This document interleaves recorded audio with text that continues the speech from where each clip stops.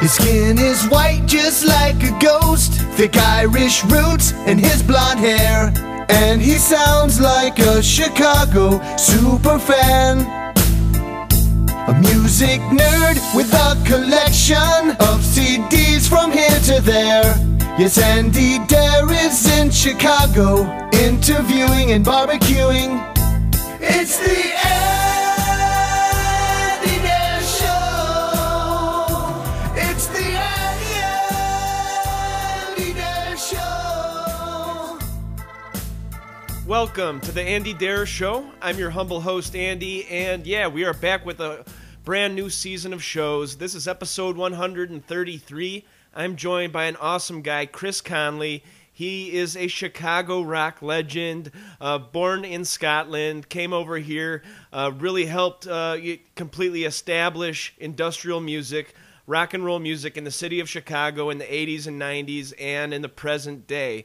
And yeah, he's been in many, many bands, too many to mention right now, but Revolting Cocks, Ministry, Cocksure, Sons of the Silent Age, whole bunch of good stuff. He's got a brand new self-titled solo album coming out. And yeah, it was a pleasure to talk to him. I actually got the chance to interview him back in 2011 it was an interview with the Fleecast. And yeah, we thought we'd do a quick little phoner. But yeah, he invited us into Reckless Records, where he is a manager at, which is a great store, by the way. And yeah, it took us back to the office. We got to pretty much talk about his whole story. And yeah, we got to be joined by Matt and Emily from the band Implodes. So yeah, that's a memory I'll never forget. Unfortunately, I can't find that interview anywhere. I've been talking to the guys from the Fleecast. Can't seem to find it. I don't know if the computer was fried.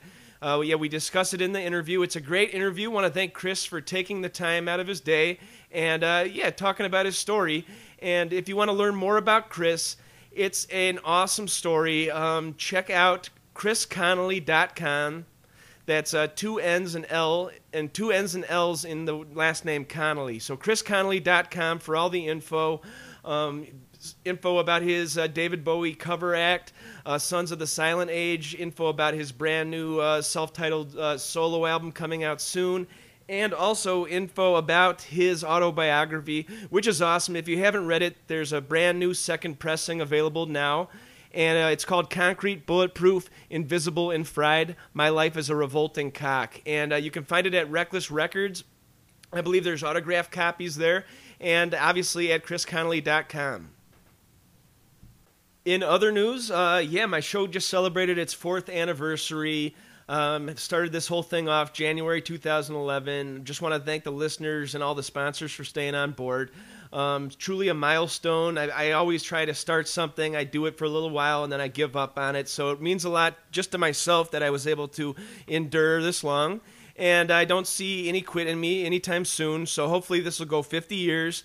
And yeah, so 4 years down. And I want to thank the guys who help out with Dare Network, my little podcast network that I started in 2013. I got Jay Porks out in Staten Island. He gives you a weekly show from Staten Island. I believe every Tuesday night you get the Jay Porks experience.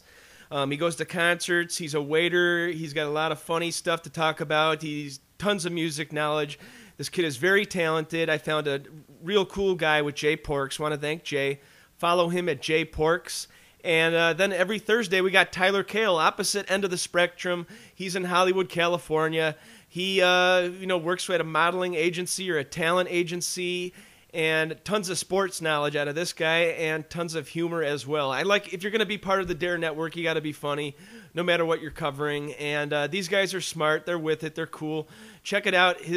Follow him on Twitter at Tyler Kale. That's Kahl. And also on Instagram. He's got a bunch of funny things going on. His major expertise is celebrity doppelgangers. So it sounds weird, but he finds two pictures of two completely different people. He puts them right next to each other, and somehow they're making the same face, or they look alike. And yeah, it's a weird talent, but I thought it would be something cool to include on the network. And yes, we have just announced our brand new fanzine. Created here at the Honeycomb Hideout. That's what I call my studio here in Westmont, Illinois. And if you want to receive the Honeycomb, it's completely free. All you got to do is call the show, leave a voicemail. That's 630-341-3022. Leave a voicemail with your name and mailing address. And it's a monthly issue just featuring me, Jay Porks, Tyler Kale, and this month we got Dan Corhonen also contributing. You know, it's artwork, it's articles, we're going to have poetry on there, a whole bunch of different stuff. I just thought it's a nice thing in this flimsy digital age we live in where everything's here today, gone tomorrow. Why don't we give the people something that they can hold on to, something to file away, check out in 10 years, and remember what they were up to when they were reading this issue of The Honeycomb. Something tangible. And, I just thought it was something different in 2015 to do my own little punk zine. And hopefully it'll be at Reckless Records soon. Right now you can also find it at Record Utopia, my awesome sponsor out here in Westmont, Illinois.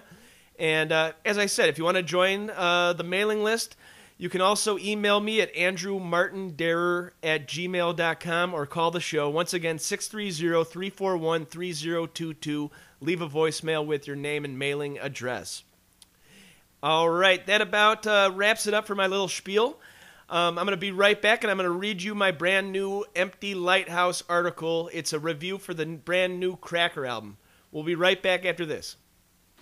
Yo, Jay Porks here from the Jay Porks Experience. Just here to remind you to keep it locked to the Andy Deer Show and all the other programming here on the fabulous Deer Network here in 2014. Jay Porks, Tyler Kale, Andy Deer. And we're back. And first off, just want to say thank you to EmptyLighthouse.com for featuring my articles for the past year. It's a cool website. Check them out. I just do the music reviews, but it covers pretty much every facet of pop culture. Check them out at EmptyLighthouse.com. And also, I'd like to say sorry to the guys in Cracker and David Lowery for sending out this review with the wrong album title. Somehow I wrote in my notes that the album was called From Berkeley to Bakersfield. And I did the whole review. I kept going back to that and looking at that, and I kept putting that in. It was in my brain as From Berkeley to Bakersfield. Then I even published the thing. Everything went okay, and realized that it's just called Berkeley to Bakersfield, and I'm really sorry about that. I switched it all up, completely edited it up, so now it is looking as it's supposed to.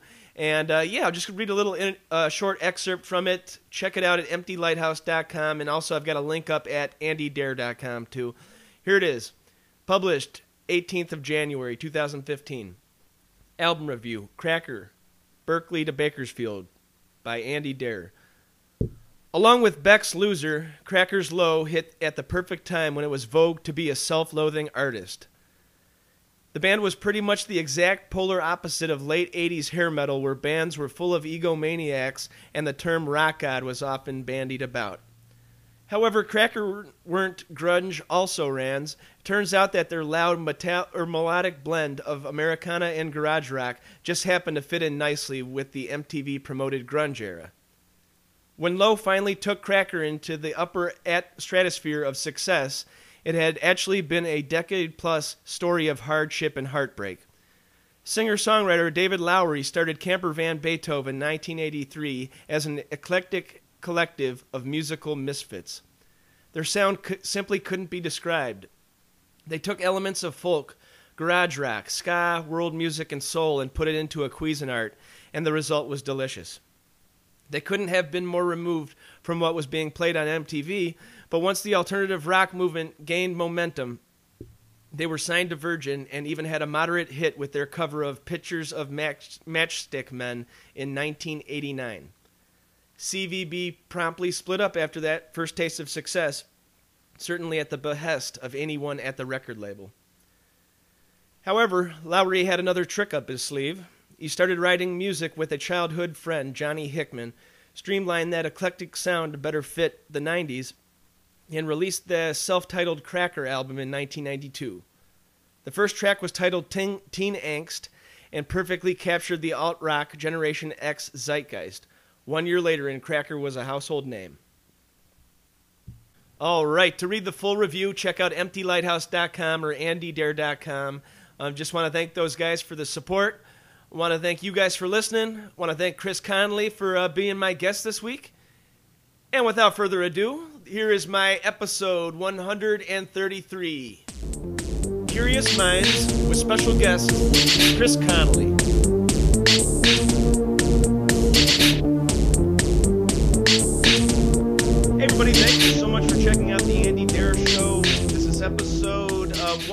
133. I am joined by a Chicago rock icon, Chris Connelly. How you doing, buddy? I'm fine, thanks very much. How are you? I'm doing well, yes. Nice to talk to you again. Yeah, it's nice to talk again. I guess it was back in 2011. Me and my buddy from the Fleecast, we took a recorder and went to Reckless and did a little interview with you and Matt and Emily from Implodes. Thank you so much for opening up the doors to the office and just having a chat with us. That was cool. It's my pleasure. Yeah, I mean, we just talked about your whole career kind of, but I think that interview's actually been lost in the ethers, which I guess 2011 his laptop froze or something like that. Nowadays I put everything on YouTube. I put everything, so even if the computer breaks, it's out there somewhere. So right. Yeah, this won't be going into the ethers anytime soon. Yeah, you've been being quite busy with your Bowie band, Sons of the Silent Age. How's that going for you? It's going great. We all love doing it.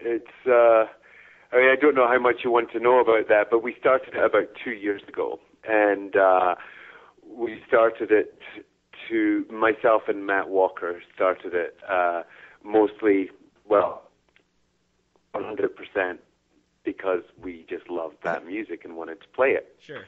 For fun, which is the reason we still. I mean, it's really fun. It's a challenge, and there's a lot of material to choose from, and it pushes some boundaries with us as musicians. So, that's what it's all about. Yeah, I believe I was at the first ever Chicago show at the Metro.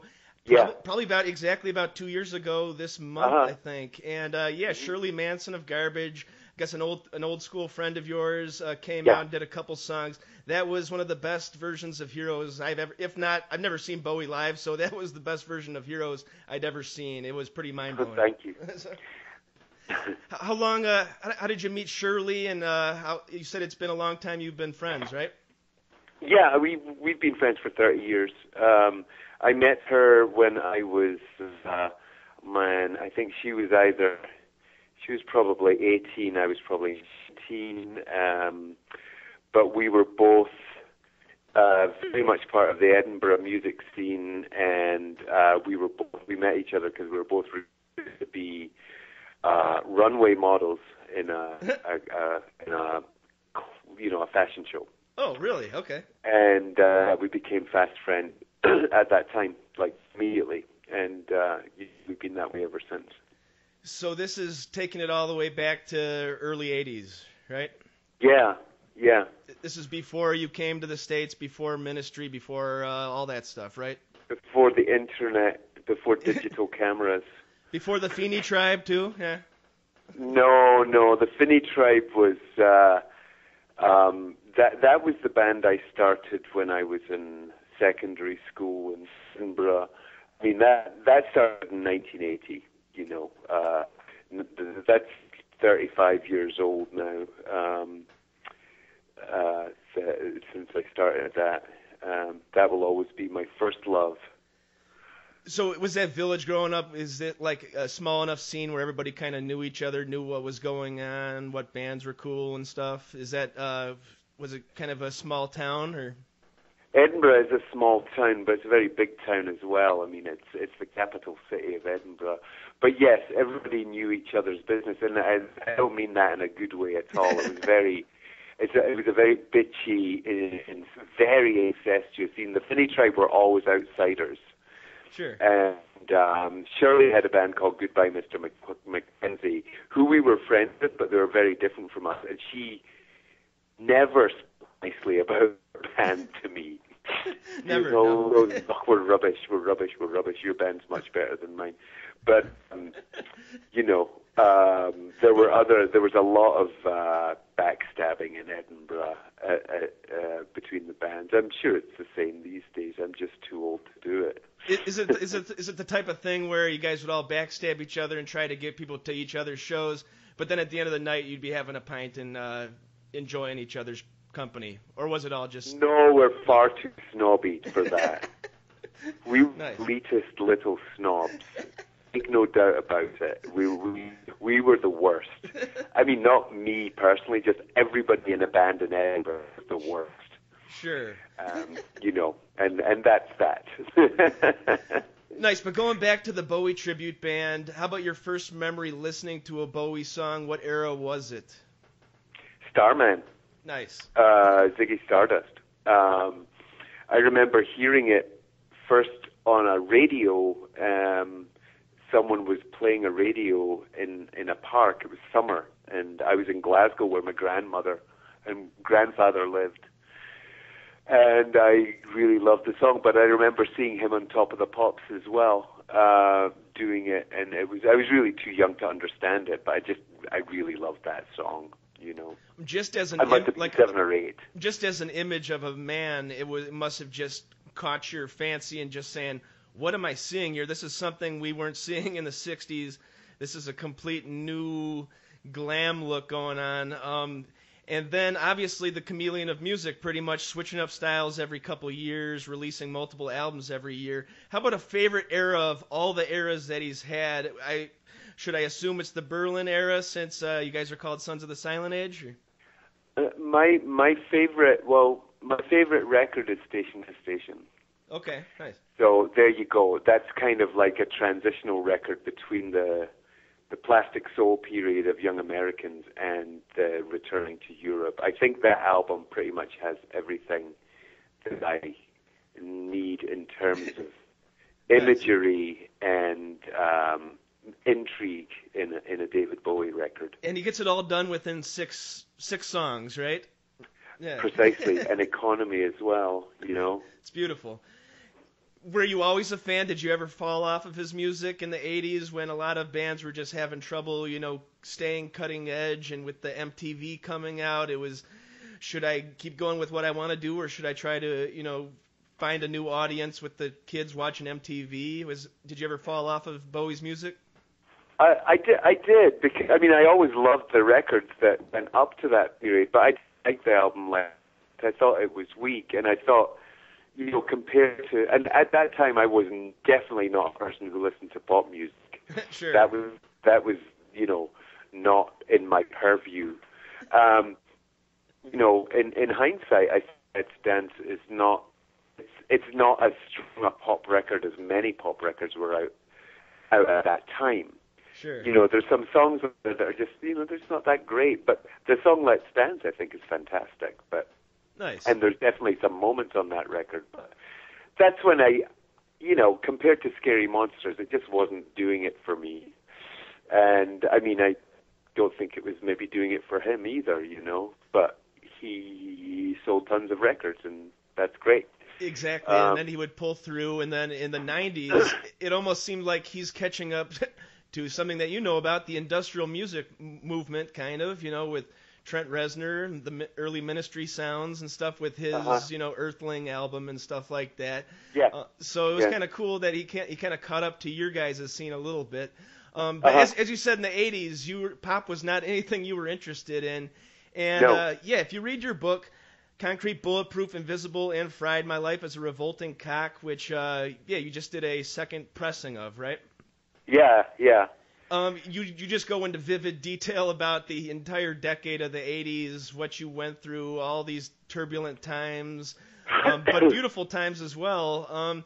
What's for the new edition, for my listeners, what can they expect if they've already read the first edition? Well, the new edition is the same as the old edition, except it has color photographs. Nice. And it has a new forward and a new afterword.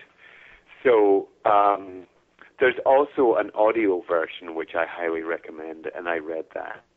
Nice, that's awesome. I really enjoyed the book. I actually bought multiple copies back when I did that interview with you, and gave it as a wedding present to my cousin. She loved it. It was just a great read.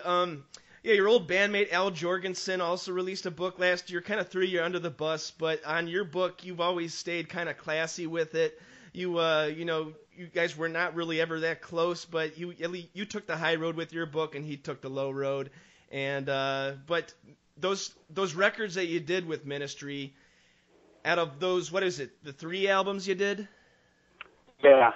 3 albums. How about like your favorite track that kind of that you're still proud of to this day? Well, the one I had the most to do with was "The Mind Is a Terrible Thing to Take." Nice. And I think that the song "So What" I'm still very proud of. I think that that's a good song, but there's a lot of lyrics on that record I'm proud of. Though Al tried to maintain 20 years later that I didn't write any of that. But Nice. what are you going to do? But that's cool. Like I was just thinking about how "So What" you guys were playing around with hip hop rhythms, almost spitting lyrics. You guys were right in the middle point of his early, kind of Euro pop, almost new romantic sound, and what he was doing in the 90s and 2010s, which for me is just like a machine gun thrash metal assault that doesn't have that personality of those albums that you worked on, where you guys were just throwing everything into a Cuisinart and just throw a little industrial, little hard rock, a little bit of hip hop, all this stuff, mixing it up beautifully. And I think is Ministry's best period, Well, yeah, there wasn't any rules at that point. You know what I'm saying? I mean, we didn't have an agenda. Certainly with "The Mind Is a Terrible Thing to Taste," we had not a clue what we were going to do when we came into the studio. Not a clue. And that's why it's eclectic like that. And I've said this before, I don't think that's necessarily a great thing. I mean, there was a lack of focus, but it worked out in the end. I think that the band on that record, a great band, it's the best lineup that he ever had. Sure. Because we were curious and we were interested and we had technology and we had curious minds and we wanted to do something we always wanted to do something that was groundbreaking, but then that stopped, and it wasn't groundbreaking. When something stops being groundbreaking, I walk away. I got you. Because it's fine to not be groundbreaking for other people, but I have to be groundbreaking all the time. Yeah, and then even if it's only in my own living room, I have to think I'm breaking ground somewhere. Yeah, then he put out the Filth Pig album, and it was just dirges, and it was just all heroin music, and it was just, I don't know, it lost that fun that you guys were having fun with in 89, 90, 91, and those Exactly, those years. It was and, fun. Yeah. You're right. It was a lot of fun, and there was a lot of nice surprises. It was great working with Bill Reefan and Paul Barker. Nice. Always up for a laugh. There was no substances in that relationship. It was all about curiosity and just exploring sound, really. That's beautiful. And then, after you'd split ways with them, I've always wanted to ask you about this at the record store, but I don't want to bug you. Murder, Inc., the time you got to front Killing Joke. I tell people about that all the time. They're like, you're just making that up. I'm like, go look it up on allmusic.com. He fronted Killing Joke. And then to make it even more near and dear to my heart, Steve Albini recorded it. Yeah. Love that album. Love that reissue that you guys put out. How was that, recording that one? That was really great. It was everything I did sort of from the period of 1987 to 1993 was always turbulent. There was always something awful going on in my life or surrounding the band, Sure. But we recorded this at a studio which is in Cannon Falls, Minnesota, where Nevermind was. Not Nevermind, I think In Utero was recorded there. Sure, Packet. And so we were in the middle of the countryside, and there was nothing to disturb us. There was no distractions. There was no distractions. We had to have someone come to the studio every day with our supply of beer and pot or whatever it is we were doing. I don't remember. And the guys worked on it during the day. I didn't really work with them lyrically on the day. I would pop in and out, and I would take there was a bicycle there. I would take my notebook and I'd cycle off and I would write lyrics, and then I would come back at night and I'd record just me and Steve alone. And it was really good fun recording with Steve because he kept making me try these mad things, like, well, we'll do this vocal on your back. We had this book, I think we had this book of the Abbey Road Beatles recording sessions, and John Lennon used to try all these crazy things, like recording upside down and stuff like that. Really? Oh, that's awesome. Yeah. Yeah.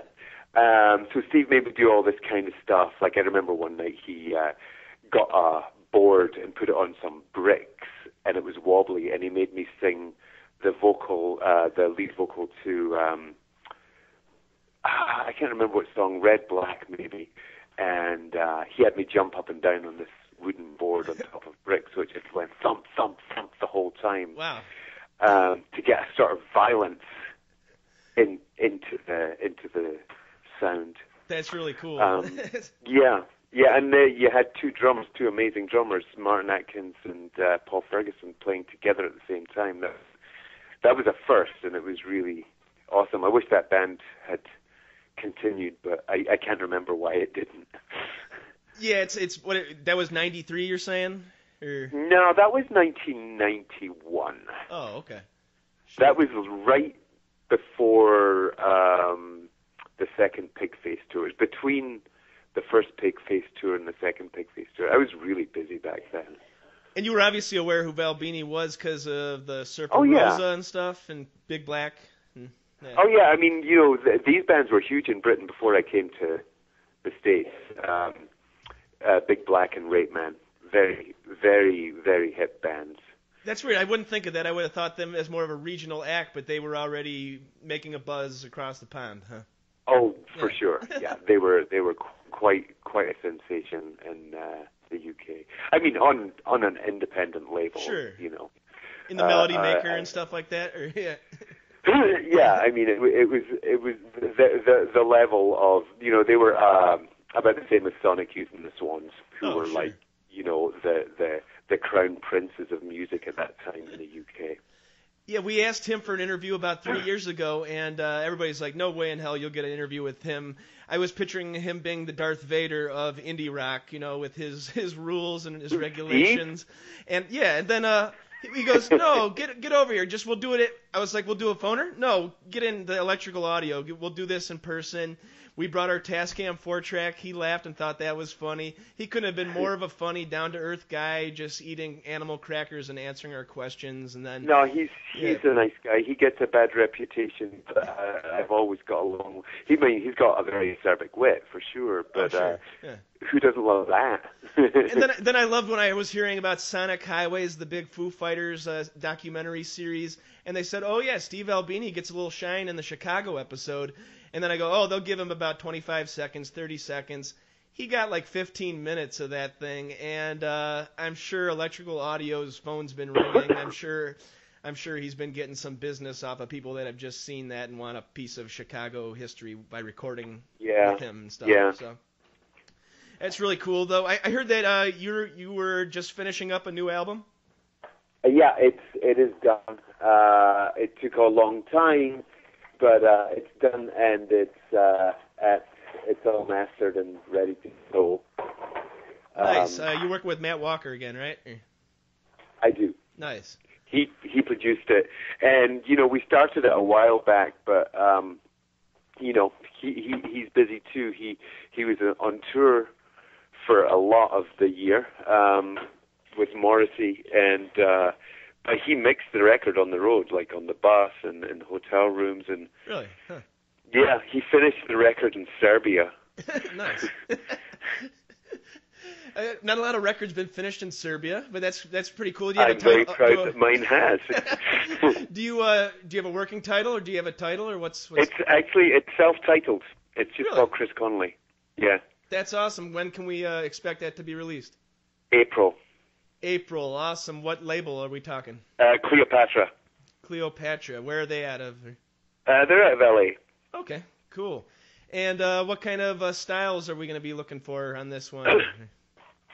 It's very, how to describe? I think it's very cinematic sounding. I think it's very widescreen sounding.